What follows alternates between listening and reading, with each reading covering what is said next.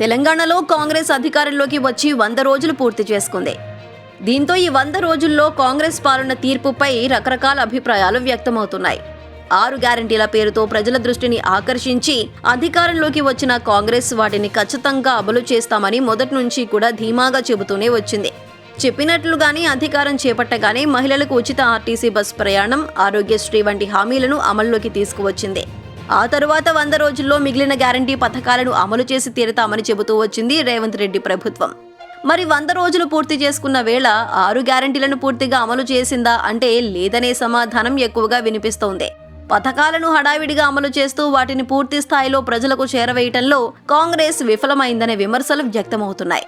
ఇప్పటి వరకు ఉచిత బస్ ప్రయాణం, ఆరోగ్యశ్రీ పెంపు, 500 రూపాయలకే వంట గ్యాస్, 200 యూనిట్ల ఉచిత కరెంట్, ఇందిరమ్మ ఇల్లు వంటి పథకాలను అమల్లోకి తీసుకువచ్చింది. ఇంకా మహిళలకు ప్రతి నెల 2500 రూపాయలు ఇచ్చే హామీని పెండింగ్లోనే ఉంచింది. అయితే ఇప్పటి వరకు అమలవుతున్న పథకాలు కూడా అరకొరగానే అమలవుతున్నట్లు ప్రజలు వాపోతున్నారు.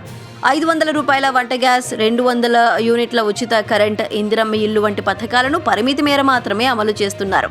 వైట్ రేషన్ కార్డు ఉండి అర్హులైన వారికి మాత్రమే ఈ పథకాలు వర్తిస్తున్నాయి.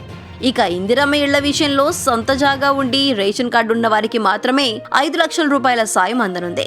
మరి వైట్ రేషన్ కార్డు లేని వారి పరిస్థితి ఏమిటనేది ప్రశ్నార్థకంగా ఉంది. ఇలా పథకాలు అమలు చేస్తూ వాటికి పరిమితులు విధిస్తూ ప్రజలను ఆందోళనకు గురి చేస్తోంది కాంగ్రెస్ సర్కార్. మొత్తం మీద ఈ 100 రోజుల కాంగ్రెస్ పాలనపై ప్రతికూలత, సానుకూలత కంటే కన్ఫ్యూజన్ ఎక్కువగా ఏర్పడిందనే విమర్శ ప్రధానంగా వినిపిస్తోంది. మరి ముందు రోజుల్లో కాంగ్రెస్ పాలన ఎలా ఉంటుందో చూడాలి.